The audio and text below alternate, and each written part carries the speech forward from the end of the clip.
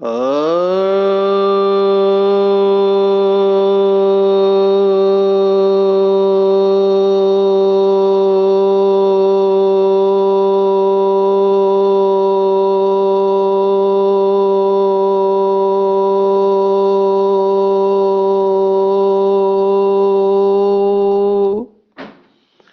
शांति।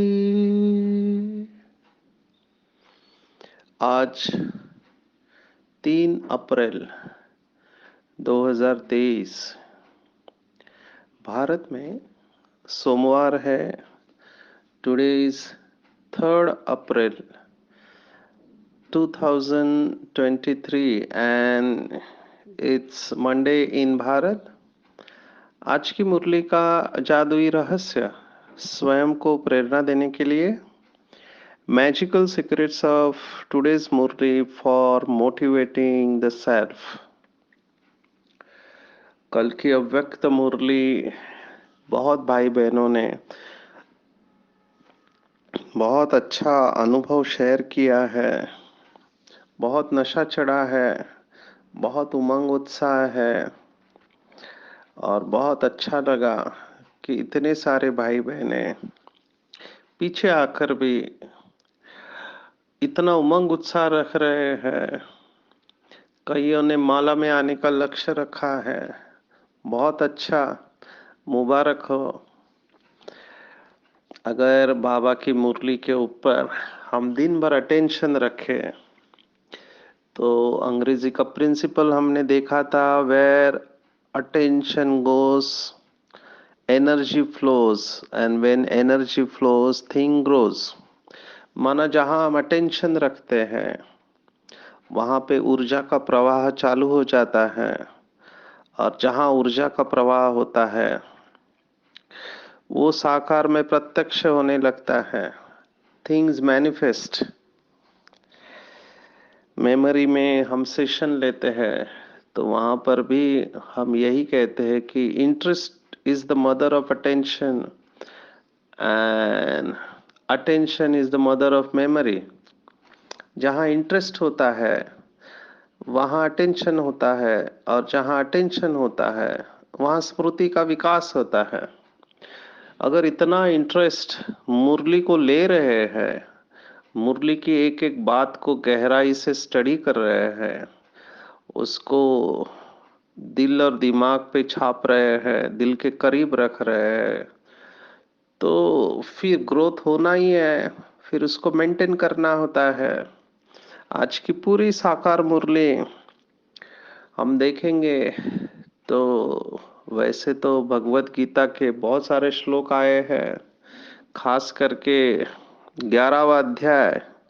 जिन्होंने लौकिक श्रीमद् भगवत गीता अच्छी तरह से पढ़ी है, जिसके ऊपर मनन चिंतन करते रहते हैं, उनको तुरंत क्लिक हो जाएगा कि आज बाबा ने विशेष करके 11वां अध्याय विराट रूप दर्शन योग उसके ऊपर टच किया हुआ है। वैसे 9वें अध्याय का 17वां श्लोक और mean 17 verse of 9 chapter Raj Vidya Rajguhya Yog and चौथे अध्याय का 9वां श्लोक 9th verse of 4th chapter of Bhagavad Gita आए हुए हैं। 11th चैप्टर का 11वें अध्याय का 8वां श्लोक और 11वीं अध्याय का 29 और 32वां श्लोक बहुत अच्छी तरह से आज आए हैं। So 11th chapter 8th verse and 29th and 32nd verse ये सब आज के मुरली में आए हैं। लेकिन आज की मुरली एक शब्द के अंदर मैं समराइज करूंगा और वो शब्द है रूपांतरण। यस, रूपांतरण। पूरी योग की विद्या जो है वो रूपांतरण की विद्या है। बाबा के शब्द बहुत सुंदर होते हैं, एक आम आदमी भी, साधारण इंसान भी समझ सकता है। संगम युग के अलग अलग नाम बाबा ने बताए हुए हैं, तो उसमें से हर एक नाम की अपनी विशेषता है। आज संगम युग का नाम जो बाबा ने दिया है मुझे बहुत अच्छा लगा कि ये एक्सचेंज का युग है। आप जब इंटरनेशनल ट्रैवल करते हैं, आप किसी कंट्री में जाते हैं तो आपको वहाँ का जो पैसा है वो एक्सचेंज करके जाना होता है। जैसे अमेरिका में जाएंगे, वहाँ भारत का पैसा नहीं चलेगा, वहाँ का डॉलर होता है। तो एक ऐसी कंपनी होती है जो एक्सचेंज करती है, रुपए के बदले में डॉलर देते हैं। तो संगम युग भी एक्सचेंज का युग है। यहाँ पर हम एक्सचेंज करते हैं, या जिसको योग शास्त्र का शब्द है रूपांतरण। योग शास्त्र में अलग अलग शब्दों का इस्तेमाल हुआ है। दूसरा एक शब्द है संस्कृत का, इसके साथ जाता है, वो है ऊर्जा का ऊर्ध्वीकरण। थोड़ा कठिन शब्द है। ऊर्ध्वीकरण माना क्या? तो ऊर्ध्व माना ऊपर की तरफ लेकर जाने वाला। आज की मुरली हम 3 शब्दों में और ले सकते हैं, त्रिमूर्ति बाप दादा है। तो 3 शब्दों की बाबा ज्यादा इस्तेमाल करता है। तो आज का वरदान ये 3 शब्दों के ऊपर है: ऊंचा तेरा धाम, ऊंचा तेरा नाम और ऊंचा तेरा काम। तो ये भी ऊंचाई पर लेके जाने वाला राज विद्या राज गुह्य योग है। ये लौकिक 9वें अध्याय चैप्टर का नाम है भगवत गीता का, कि राजाओं का राजा बनाने वाला राजयोग है। तो हम इस एक्सचेंज शब्द को देखेंगे कि इस एक्सचेंज शब्द के ऊपर कैसे पूरा शास्त्र लिखा हुआ है। वैसे तो भगवत गीता लौकिक 16 प्रकार की है, उसमें से जो प्रचलित भगवत गीता हुई वो श्रीमद् भगवत गीता हुई। लेकिन आज बाबा ने अष्टावक्र गीता को विशेष याद किया है, ये भी बहुत फेमस है। अष्टावक्र मुनि ने राजा जनक को जो मुक्ति और जीवन मुक्ति का ज्ञान दिया, उसके ऊपर ये अष्टावक्र गीता है। बहुत सुंदर है। पर ये पूरी अष्टावक्र गीता को हम एक शब्द के अंदर ले सकते हैं, और वो शब्द है ट्रस्टीशिप। पूरा खेल संगम युग पर ट्रस्टीशिप का है। कल की अव्यक्त मुरली में भी फरिश्ता बनने के लिए हमने जो पॉइंट ध्यान में रखी, बाबा ने इसके ऊपर कई सारी मुरलियां चलाई है। निमित्त निर्माण और निर्मल वाणी। निमित्त भाव, निर्माण स्वभाव और विश्व नव निर्माण के साथ निर्मल वाणी। तो ये नी से निराकार परमात्मा 4 बातें बताता है। कुछ वही भाव इस अष्टावक्र गीता में आया हुआ है। जब राजा जनक, जिसके अंदर जिज्ञासा उत्पन्न हुई कि मुझे कौन मुक्ति का मार्ग दिखा सकता है, तो वो सभी विद्वानों को बुलाता है, लेकिन किसी के जवाब से संतुष्ट नहीं होते राजा जनक।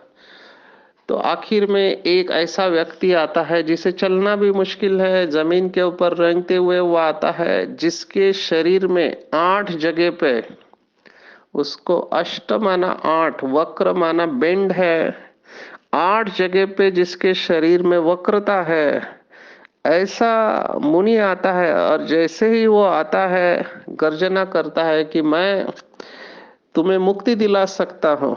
तो सभी जो राजा के दरबार में विद्वान बैठे थे, पंडित ब्राह्मण और सभी विद्वान हंसने लगते हैं। तो अष्टावक्र मुनि उस समय गर्जना करता है और कहता है कि हे राजन, तुम्हारी ये सभा जो है ये चमारों की सभा है। तो सभी आश्चर्यचकित हो जाते, कुछ लोगों को तो गुस्सा भी आता है। तो राजा कहता है कि तुम ऐसा क्यों कह रहे हो, ये तो विद्वान पंडित है। तो अष्टावक्र मुनि कहते हैं कि ये चमारों की सभा मैं इसलिए कह रहा हूं क्योंकि ये मेरी चमड़ी को देख रहे हैं, ये मेरी बुद्धि को नहीं देख रहे हैं। तो चमड़ी को देखना तो चमार का काम है। आपने देखा होगा, जो जूते सिलाते हैं उनका ध्यान आपके चेहरे की तरफ नहीं होगा, वो जूते और चप्पल को ही देखता रहेगा, किसका जूता और चप्पल कहाँ से फटा हुआ है, तो उसको वो सीधे उसको गिराई कहाँ से मिलेगा, उसका ध्यान जूते और चप्पल की तरफ होगा। तो ये शरीर भी एक चमड़ी है, तो चमड़ी की तरफ देखने वाले, चमड़ी के बारे में सोचने वाले तो चमार हो गए। तो राजा को थोड़ा आशा निर्माण होती है कि ये बुद्धिमान लगता है। तो कहता है कि कैसे तुम मेरे को मुक्ति दिला सकते हो। कहता है कि अष्टावक्र मुनि कहता है कि मैं तुम्हें मुक्ति दिला सकता हूँ, अगर तुम सब कुछ, तुम्हारे पास जो कुछ भी है सब मुझे दे दो तो तुम्हें मुक्ति मिल जाएगी।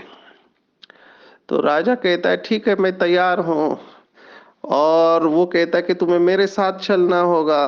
फिर ऐसा वार्तालाप होता है, कटिंग शॉर्ट स्टोरी। जब राजा घोड़े को मंगवाता है और कहता है कि मेरा घोड़ा लेके आओ, मैं इनके साथ जाना चाहूंगा, तब अष्टावक्र मुनि कहता है कि तुम्हारा घोड़ा कहाँ रहा? आप, तुम तो ये बोल भी नहीं सकते हो क्योंकि तुमने सब कुछ मुझे दे दिया है।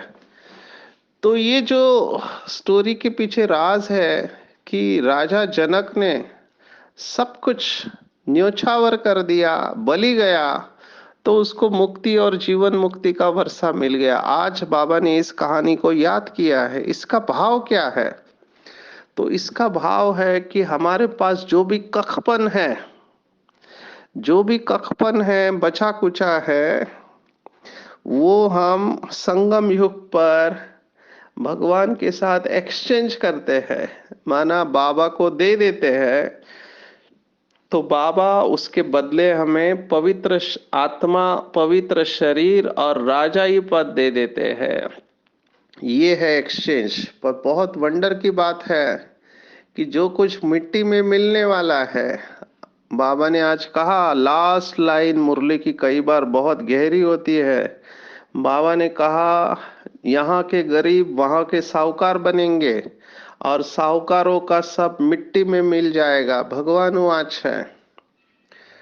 तो कखपन का मतलब है कि जिसका कोई मतलब नहीं है, किसी काम की चीज नहीं है, और जो मिट्टी में मिलने वाला है, बाबा ने कहा वैसे भी तुम्हें ये सब पुरानी बातें दुख दे रही है, तो दुख देने वाली बातों को आप भगवान को दे दो, तो मैं तुम्हें इन सब से मुक्ति दिला दूंगा और मैं तुम्हें जीवन मुक्ति पद भी दे दूंगा। ये भगवान की गारंटी है। लेकिन वंडर है माया ये सब करने नहीं देती है। जबकि बाबा कह रहा है बच्चे ये तुम्हारे लिए ही है, सब कुछ तुम्हारे लिए है, सिर्फ तुम ट्रस्टी बन के इसको संभालो। तो बहुत बाबा के बच्चे मैं देख रहा हूँ, इसमें गरीब बच्चे ही ज्यादा नंबर ले लेते हैं। गरीब बच्चों का कमाल है। माताओं को मैं देखता हूँ एक एक रुपया लेके भंडारी में डालते हैं। अमीर का दिल विदीर्ण होता है। तो इसलिए गरीब बच्चों का गायन है, भगवान को गरीब नवाज कहते हैं। तो बाबा के बच्चों को ये बहुत अच्छा मौका है कि संगम युग पर जो कुछ भी हमारे पास है, पुराना कखपन है। देखो जिसके पास धन है उनको भी रात को नींद नहीं आती, कभी इनकम टैक्स की रेड पड़ेगी, क्योंकि काला हो गया है धन, अभी सफेद रहा नहीं है। धन के अंदर भी गिरावट हमने देखी है। पहले सतयुग में बार्टर ट्रेडिंग सिस्टम थे, तो एक्सचेंज करते थे कि आपके पास जो है मुझे दे दो, मेरे पास है मैं आपको दूंगा। इस पद्धति को बार्टर ट्रेडिंग सिस्टम कहते हैं। तो वहां सोने की अशर्फिया होती थी, वो हीरे होते थे। उसके बाद फिर धीरे धीरे गिरावट होते गई, तो फिर क्या आया, फिर हर राजा के कॉइन्स आने लगे। जो राजा है उसका फोटो होता था उस कॉइन के ऊपर। तो सोने के बाद चांदी, चांदी के बाद तांबा, तांबा के बाद लोहे के कॉइन आए, वो भी फिर भी ठीक थे। उसके बाद देखा कि ये सब मेटल भी खत्म होते जा रहे हैं, तो अभी मेटल के जगह पे कागज के नोट आने लगे, है ना, कागज के नोट, अलग अलग प्रकार के कागज के नोट। तो वो भी अभी खत्म होके फिर क्या आया, फिर प्लास्टिक कार्ड आने लगे, डेबिट कार्ड, क्रेडिट कार्ड जो अभी भी चल रहे हैं, तो प्लास्टिक मनी हो गया। प्लास्टिक मनी के बाद भी अदृश्य करेंसी आने लगी जिसको डिजिटल करेंसी कहते हैं। तो यहां तक हमारी गिरावट हो गई है। अभी तो हीरे वगैरह देखने को ही नहीं मिलते हैं, जबकि सतयुग में खान की खान थे, दीवारों में हीरे लगते थे, चमकते थे, वहां कोई लाइट नहीं होता था, सूर्य का प्रकाश। और मे बी इलेक्ट्रोमैग्नेटिक एनर्जी से कुछ होगा जो हमको अभी पता नहीं है। नेचुरली रोशनी होगी। जैसे आप अफ्रीका में देखें तो कई जगह पर बहुत सुंदर प्रकाश की व्यवस्था होती है। इसके वीडियोस आपको यूट्यूब पर मिलेंगे कि कांच लगाते हैं तो चंद्र का प्रकाश भी अंदर आ जाता है। आजकल तो सोलर पैनल्स लगे हुए हैं, तो अंधेरे रूम में भी पानी की बोतल से ऊपर से सूर्य प्रकाश गिरता है तो उस अंधेरे रूम में प्रकाश आ जाता है। ऐसी व्यवस्था कलयुग में है। तो आप सोचो सतयुग में कितना एडवांस सिस्टम होगा। कहने का भाव यह है कि वहां से गिरावट होके यहाँ तक हम पहुंचे हैं कि डिजिटल करेंसी जो दिखाई नहीं देता है, केवल घूमता रहता है, इसलिए इसको करेंसी कहते हैं। करेंसी माना जो करंट की तरह फ्लो होता रहता है। तो बाबा ने कहा यहाँ सब साहूकारों का मिट्टी में मिल जाएगा। और मैंने ये अपनी आंखों से देखा जब नोटबंदी हुई बाहर भारत में ड्रामा प्लान अनुसार, तो अच्छे अच्छे जो अमीर लोग थे उनके पैसे मिट्टी के बराबर हो गए, क्योंकि काला धन था। अभी तो ब्लैक मनी हो गया है, तो एक काला धन ना के बराबर है, क्योंकि आप डिस्क्लोज करेंगे तो भी पकड़े जाएंगे। तो मिट्टी में मिल गया। यह हालत वैसी हुई जो बाबा ने कहा किसी की दबी रहेगी मिट्टी में, किसी का राजा खाए, किसी की चोर लूट जाए, सफल होगी उसकी जो धनी के कार्य में लगा है। तो जो भी कखपन है, कहने का भाव है, जिससे कि हमको तकलीफ हो रही है, वो बाबा को दे देना चाहिए। अब बाबा का गारंटी है, इसको गॉडली इंश्योरेंस कहते हैं। बाबा ने कहा इंश्योरेंस में मैं सब कवर कर देता हूँ, सिर्फ आप ट्रस्टी होके उसको संभालो, क्योंकि बाबा को पता है इनके दुखों का कारण है मेरापन। Attachment is the root cause of suffering. Attachment से ही सब कुछ होता है। इसलिए भगवत गीता में भी नष्ट हुआ कहा हुआ है। और सतयुग में मोहजीत परिवार की कहानी है। तो देखना कहीं पर भी दुख आता है तो आप सूक्ष्म में उसकी गहराई में जाओगे तो पता चलेगा सूक्ष्म में कहीं ना कहीं अटैचमेंट होता है। और इस समय के मनुष्य का क्या कहना, सचमुच में मुझे वंडर लगता है। पहले भी हमने देखा है कि मंदिर में जाते हैं, अमीर गरीब दोनों ही भीख मांगते हैं भगवान से। तो अमीर का कमाल है कि भगवान से मांगता है कि मेरे को इतना दे दो, है ना, मेरा बिजनेस बढ़ जाए, सैलरी बढ़ जाए, पता नहीं क्या क्या मांगते रहते हैं भगवान से। और जब मिल जाता है पैसा तो फिर यही अमीर लोग मंदिर को दान कर देते हैं, और दान करके नीचे अपना नाम लिखते हैं कि मैंने दान किया करके। बहुत रहम आता है कि आपने लिया उससे, भगवान से, और फिर उसको ही दान करते हैं। ये समझदारी नहीं हुई। क्यों? क्योंकि जो पूरी दुनिया को देने वाला है उसको आप क्या दोगे, है ना। तो ये अहंकार है। बाबा ने कहा इस समय विकार सर्वव्यापी है, ना कि भगवान सर्वव्यापी है। तो ये अहंकार टॉप दुश्मन है। अहंकार माना मैंपन, और यही दुख का कारण है, और बाबा इसी को छोड़ना चाहता है। तो संगम युग को मैंने कहा रूपांतरण का युग है। It's age of transformation. विकार कहीं भी और भी जाते नहीं है। और यहीं पर आदरणीय जगदीश भाई को बहुत अच्छा लगा ये ज्ञान, क्योंकि उन्होंने सभी दादियों को शास्त्रों के बहुत सारे प्रश्न पूछे।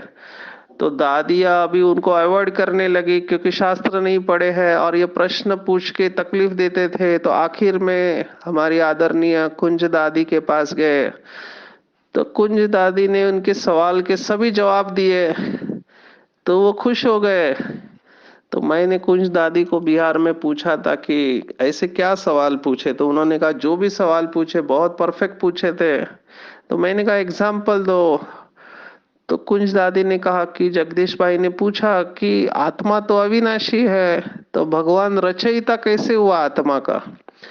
तब कुंज दादी ने जवाब दिया कि रचयिता वो ऐसे हुआ कि वो कोई हवा में क्रिएट नहीं करता है आत्मा को। आत्मा अविनाशी है, बात बिल्कुल ठीक है, वो पुरानी को नया करता है। तो ये है उसकी रचयिता, इसी कारण उसे रचयिता कहते हैं। तो ये बात उसको अच्छी दिल को लग गई कि yes, this is the answer. भगवान अविनाशी आत्मा को और पुरानी दुनिया को पुराने से नया बनता है, इसलिए उसको रचयिता कहते हैं। तो यही ट्रांसफॉर्मेशन का बेस है कि हमारे पास जो कुछ भी पुराना है, आप कल्पना करो एक मशीन है जिसके अंदर वेस्ट वेस्ट से बेस्ट बनाते। आजकल कितनी सारी चीजें बन रही है, मैंने देखा कि वो हार फूल वगैरह जो भगवान को अर्पण करते हैं उससे कितनी सारी चीजें बनते हैं, थर्मोकॉल बनता है, और कोई तो अगरबत्ती बनाते हैं, क्या क्या बनाते हैं चीजें। तो जो भी वेस्ट चीजें हैं वो वेस्ट को बेस्ट में कन्वर्ट कर देते हैं। अभी मैं कहाँ गया था, वहां पे मैंने देखा कि प्लास्टिक, हाँ प्लास्टिक, मैं औरंगाबाद में गया था। तो औरंगाबाद में एक बजाज नगर करके इंडस्ट्रियल एरिया है, तो वो फैक्ट्री में लेक्चर था। वो भाई ने बताया कि चटाई कैसे बनती है। तो चटाई के लिए जो प्लास्टिक है, वेस्ट प्लास्टिक है, उसको वो इकट्ठा करते हैं और उसका एक बारीक धागा बनता है, और फिर उसको काटते हैं अलग अलग लेंथ पर, और फिर उसको स्टिच किया जाता है। वो सब ऑटोमेटिक प्रोसेस है। तो उससे चटाई बनती है। तो वेस्ट प्लास्टिक से चटाई बनती है और वो चटाई विदेशों तक जाती है। तो कमाल है बाबा के बच्चों का। तो वेस्ट से बेस बनने की कितनी सारी मशीन्स बनी है, पर ये शुरुआत कहाँ से हुई? तो मुझे लगता है शुरुआत तो बाबा ने ही किया, कि जो भी हमारे विकार है, जिन्हें हमें अपना समझ लिया है, जिसको छोड़ने को हम तैयार नहीं है, तो बाबा उन विकारों का ही रूप परिवर्तन कर देता है। इसलिए योग शास्त्रों को ऊर्ध्वीकरण या रूपांतरण का शास्त्र कहा गया, और बाबा ने इसके ऊपर बहुत सुंदर मुरली चलाई है। भाई बहनों का चेक पॉइंट है, जो भी चेक करना चाहते हैं कि मेरे अंदर विकार की ऊर्जा का रूपांतरण कितना परसेंटेज में हुआ है, तो चेक कर सकते हैं। काम विकार, बाबा ने कहा काम विकार शुभ कामना में परिवर्तित हो जाएगा। ये ट्रांसफॉर्मेशन है, ये रूपांतरण है। लौकिक में कई सारे सो कॉल्ड गुरु कहते हैं कि lust, sex lust is transform into love. बाबा के शब्द है काम विकार शुभ कामना में परिवर्तित हो जाएगा। माना आपको शरीर का आकर्षण नहीं रहेगा किसी भी आत्मा के प्रति, क्योंकि आत्मा बिंदी है। देह के भान में आकर्षण होता है। अगर अभी भी किसी का आकर्षण होता है तो रिट्रोस्पेक्टिवली हम चेक कर सकते हैं कि हमारे अंदर इसका मतलब देह का भान है, परसेंटेज में है, लेकिन है। किसी भी देहदारी को देखकर अगर हम प्रभावित होते हैं तो ये परसेंटेज में देह का भान और अभिमान कहेंगे, क्योंकि बिंदी में शरीर का आकर्षण नहीं होता है, न प्रतिकर्षण होता है। माना ना वो आत्मा खींच रही है, ना उस आत्मा से घृणा है, दोनों भी बातें नहीं होगी, क्योंकि बिंदी है, पॉजिटिव है।